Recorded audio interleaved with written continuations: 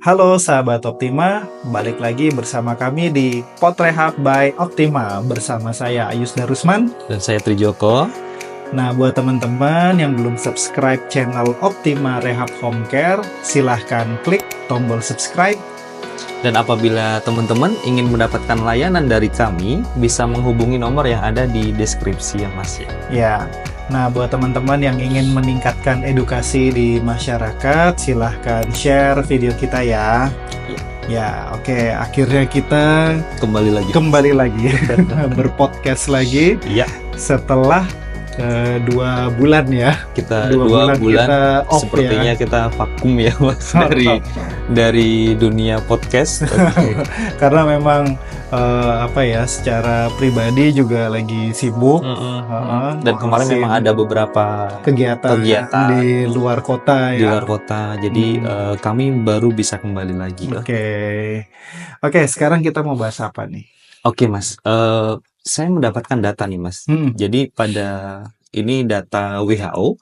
Jadi pada tahun 2050 itu memperkirakan bahwa 1 dari 6 orang di seluruh dunia ini akan berusia lebih dari 60 tahun Mas. Jadi di atas 60 tahun. Nah, ada juga data bahwa jumlah lansia di Indonesia itu termasuk 5 besar di dunia. Jadi ada 18,1 juta itu data pada tahun 2010 dan sekarang meningkat menjadi 36 juta Mas pada tahun 2025. Jadi, berarti di tahun ini meningkat sekitar 2 kali lipatnya 2 kali lipat, betul. Betul Mas. Dan memang ini setelah saya baca memang dikarenakan angka harapan hidupnya yang terus meningkat. Angka kualitas hidup. Betul, angka kualitas hidup, harapan hidup meningkat sampai 73% Mas. 73%, Jadi sekitar 73% ya. Betul. Dan itu memang banyak faktor ya yang mempengaruhi itu gitu. Nah, ya mungkin karena angka ekonomi Indonesia ya meningkat ya Mas. meningkat. Semoga itu menjadi korelasi antara meningkatnya harapan hidup dengan meningkatnya tingkat ekonomi. Betul. Dan mungkin kualitas hidup orang-orang di Indonesia juga meningkat Mas. Iya. Ya, kita syukuri ya. Oke, nah itu tadi data dari WHO mengenai pasien atau kondisi geriatri di dunia ya. Nah, sebetulnya apakah di kelompok usia yang terbilang lansia atau lanjut usia ini, apakah memang banyak permasalahan di dalam kelompok usia ini? Oh iya. Sebetulnya dalam kelompok usia lansia ini ada beberapa contoh problematika Mas yang memang biasanya itu para lansia ini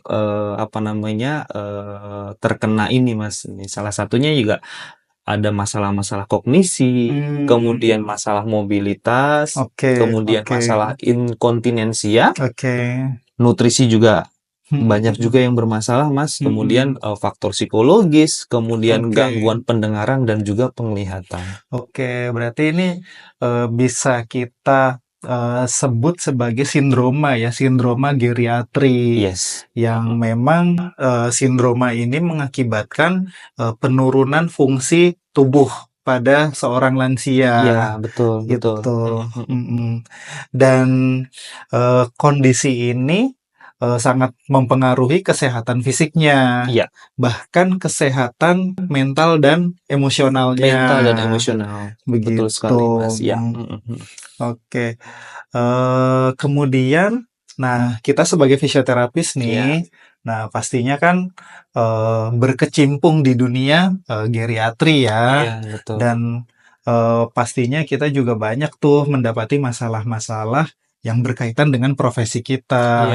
Nah, di sini mungkin nanti kita akan share gimana sih prinsip-prinsip penanganan pasien-pasien geriatri ini.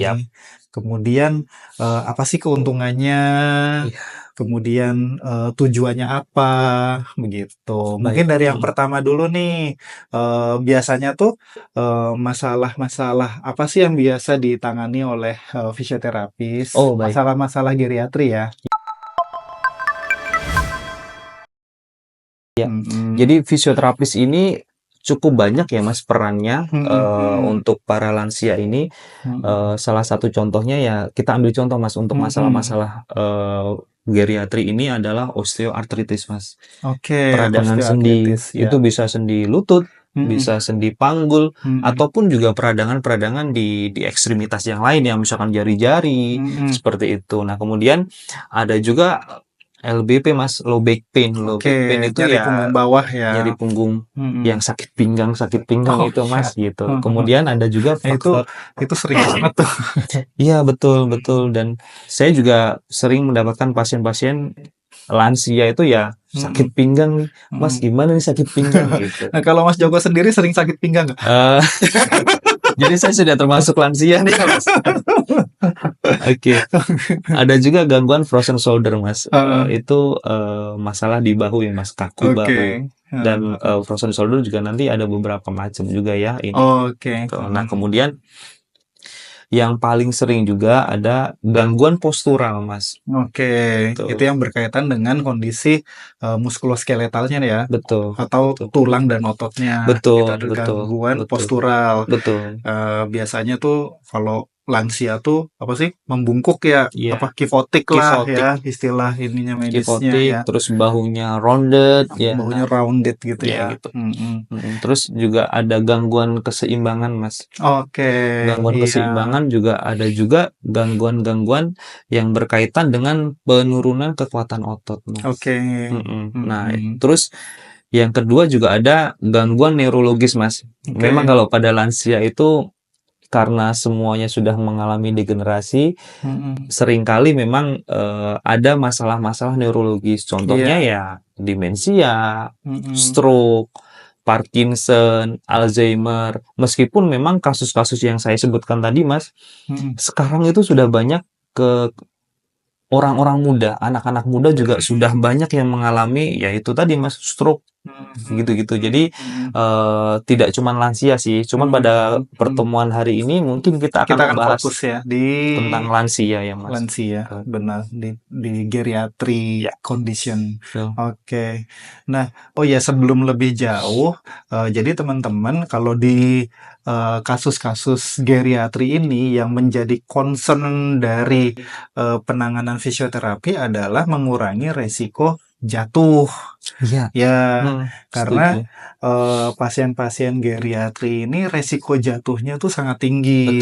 Apalagi pada pasien geriatri itu mengalami yang tadi osteoporosis. Jadi mudah sekali terkena patah tulang di saat jatuh.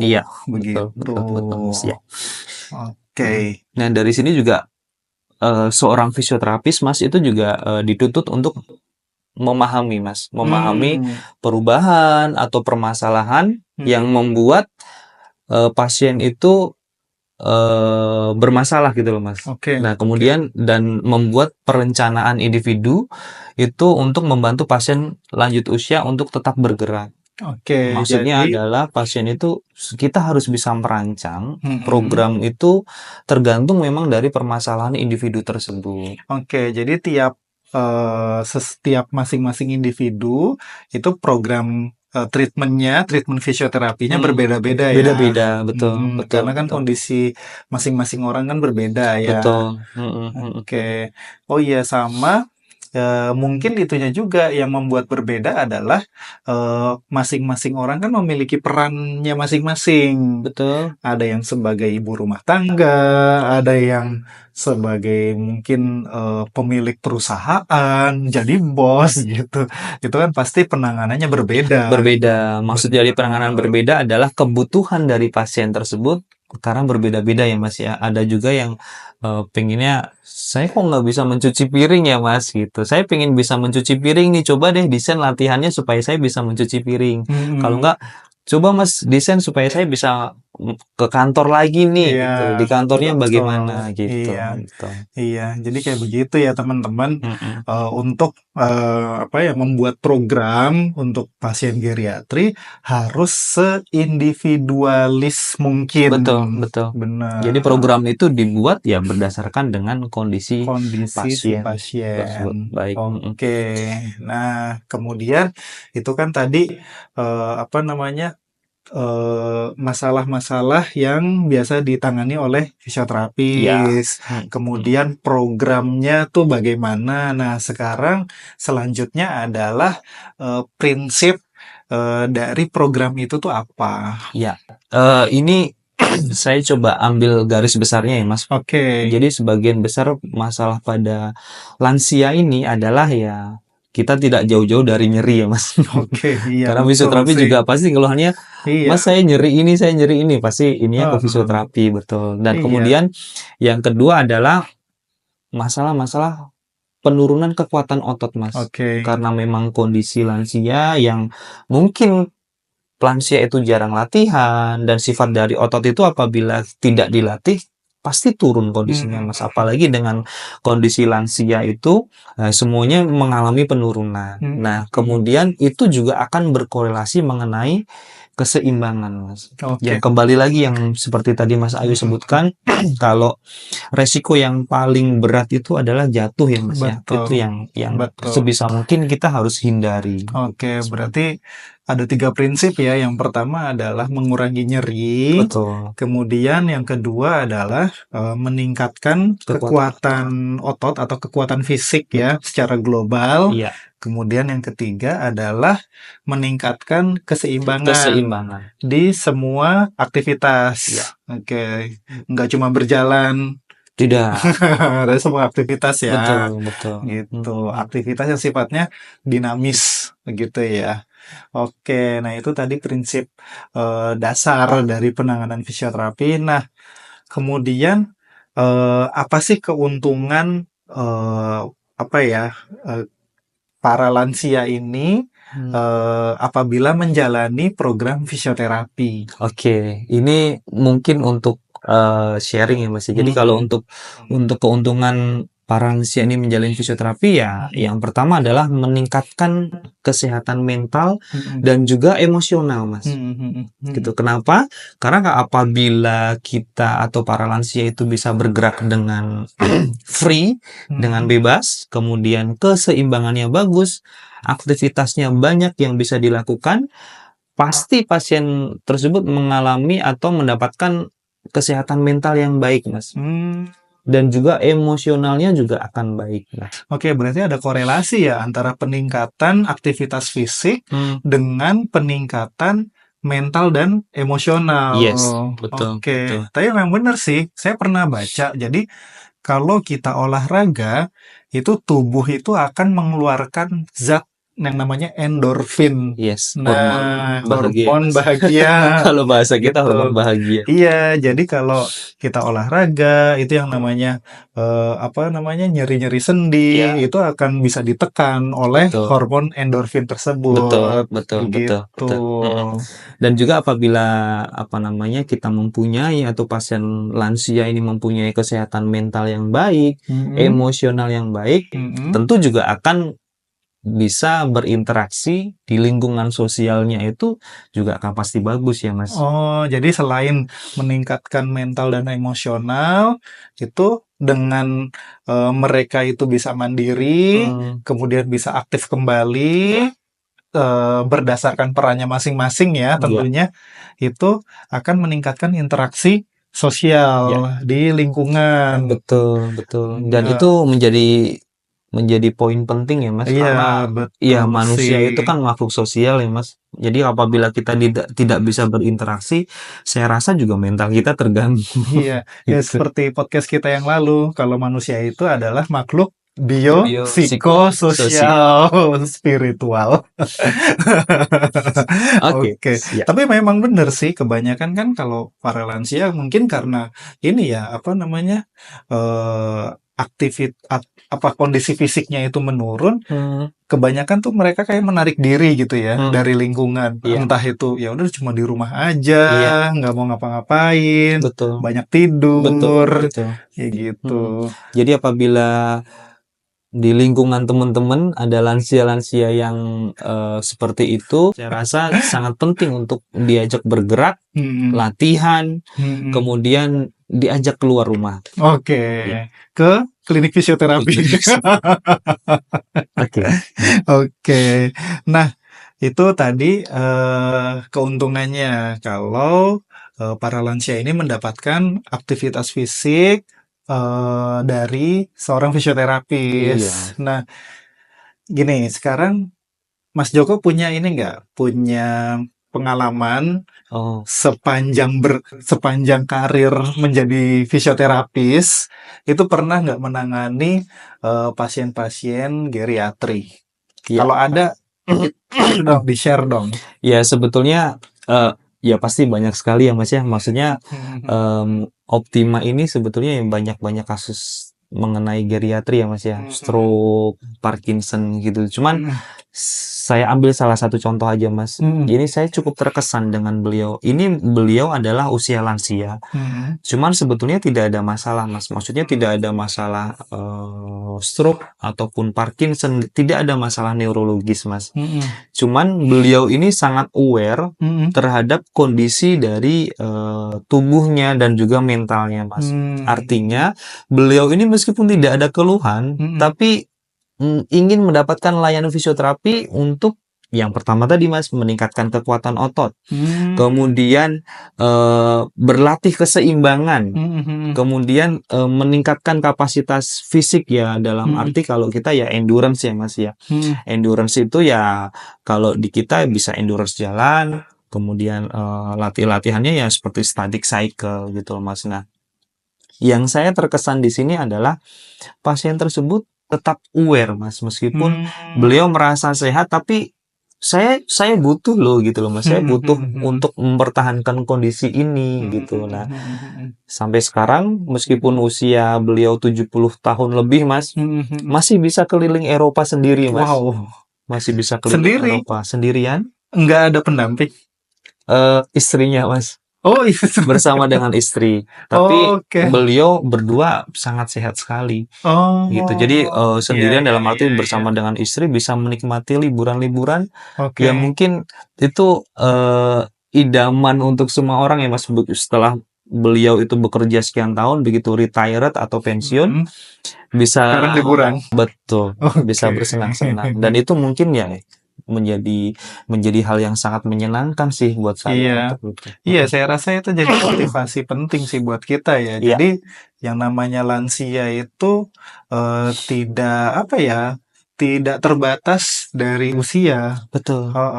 Jadi seorang lansia itu bisa beraktivitas ya seperti biasa gitu. Kalau yang itu tadi semua kondisinya termanage dengan baik. Begitu. Betul. Kalau untuk Mas Ayus punya pengalaman apa Mas? Ya, jadi ada pasien saya, ini pasien Parkinson nih, usianya mungkin sekitar 80 tahunan atau 70 tahunan akhir ya, tapi saya lupa usianya.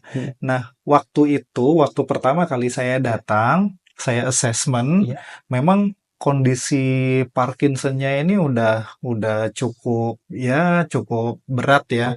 Ada bradikinesia, terus semua otot-otot ekstremitasnya kaku, otot-otot posturalnya juga kaku. Kemudian beliau itu kegiatannya hanya tiduran, kalaupun duduk hanya di kursi roda dengan sandaran gitu. Kemudian keluarga dari pasien ini sebetulnya udah pesimis akan kondisi dari pasien ini. Udah pesimis terhadap emang bisa ya ditingkatin lagi kondisinya gitu. Nah, terus setelah saya assess, saya coba latih, terus saya coba kayaknya kalau programnya bagus, ini bisa lebih baik nih. Nah, akhirnya saya coba kasih program aktivasi berupa elongasi trunk, elongasi otot-otot ekstremitas. Kemudian kita latih balance-nya, keseimbangannya, statik maupun dinamik. Kayak kemudian kita latihan berjalannya, steppingnya. Nah, akhirnya sekarang udah bisa jalan tanpa alat bantu. Bisa tapi jalan tanpa alat bantu. Yang tadinya pakai walker ya, yang letter U itu. Betul. Nah, sekarang latihan jalannya hanya menggunakan safety belt. Tapi nggak dipegangin. Jadi terapis hanya supervisi aja di belakang. Luar biasa ya. Kayak gitu. Jadi sudah bisa jalan sendiri, tapi tetap harus dijagain ya. Nah, iya, karena itu penting ya, supaya si pasien ini tidak jatuh, karena kan beliau ada gangguan kognisi juga. Gitu, karena udah Parkinson kan. Tapi intinya adalah sebetulnya walaupun kondisinya ini ya mungkin kalau dilihat udah sulit ya untuk dilatih, tapi kalau pendekatannya itu betul, programnya itu tepat, pasti ada perkembangan, ada peningkatan begitu. Dan terakhir beliau pernah saya ajak ke Gelora Bung Karno, Mas. Luar biasa. Jadi jalan di taman di Gelora Bung Karno. Begitu. Di luarannya itu ya, Mas ya? Bukan di tamannya. Karena kan saya kalau ke sana kan siang ya, jadinya saya latihnya di bawah pohon-pohon begitu. Luar biasa. Itu mungkin senang sekali ya, Mas, bahagia sekali ya pastinya. Jadi pasien kalau ke GBK, wah, kelihatan banget auranya itu. Seneng banget itu. Iya. Sebetulnya dari situ kita bisa simpulkan sebetulnya, Mas. Kalau menurut saya, apabila teman-teman, keluarga teman-teman itu ada yang lansia, terus kemudian mengalami hal-hal yang sudah disebutkan Mas Ayus tadi, sudah tidak bisa apa-apa, kegiatannya cuma di kursi roda, cuma tiduran, mungkin saran kita ya coba deh pergi ke fisioterapi dulu, ke rumah sakit atau ke klinik, atau bisa juga hubungi Optima untuk dilihat sebetulnya pasien itu mempunyai potensi apa yang kita bisa tingkatkan. Iya, betul. Siapa tahu memang itu bisa ditingkatkan dan bisa meningkatkan kualitas hidup dan juga emosional dan mental pasien tersebut ya, Mas. Ya, mungkin itu ya garis besarnya ya kalau penanganan geriatri. Nah, Mas Joko ada kesimpulan nggak dari podcast kita hari ini? Baik, dari sini saya bisa simpulkan, Mas, bahwa fisioterapi itu berperan penting dalam meningkatkan kesehatan, kemudian kesejahteraan lansia, Mas. Ya, kemudian dengan membantu lansia mempertahankan mobilitas, mengurangi rasa sakit, dan tetap mandiri, ya fisioterapi memungkinkan mereka untuk menikmati kualitas hidup yang lebih baik, Mas. Gitu. Dan kemudian selain manfaat fisik, fisioterapi juga mendukung kesehatan mental dan juga emosional, dan juga serta meningkatkan kesejahteraan secara keseluruhan, Mas. Ya mungkin buat teman-teman atau teman-teman yang memiliki keluarga yang mungkin sudah usia lanjut ya, kemudian mengalami penurunan kondisi fisiknya, bisa segera hubungi fisioterapis. Betul. Itu bisa di rumah sakit, klinik, atau dengan jasa home care seperti kami. Karena dengan pertimbangan untuk menghubungi seorang fisioterapis, maka akan sesegera mungkin mendapatkan program peningkatan kapasitas aktivitas fisiknya gitu. Dan apabila nanti mendapatkan rencana perawatan yang benar, maka kualitas hidupnya juga akan meningkat gitu. Jadi sebetulnya jangan ragu-ragu ya, Mas, dan jangan segan untuk segera menghubungi atau pergi ke fisioterapi supaya tidak berlarut-larut dan kondisinya tidak jauh menurun. Iya, betul. Oke, mungkin cukup sekian podcast kita hari ini. Terima kasih telah membersamai kami atau tetap bersama kami di channel ini. Tunggu kami di podcast-podcast selanjutnya ya. Oke. Dan salam sehat. Terima kasih. Bye.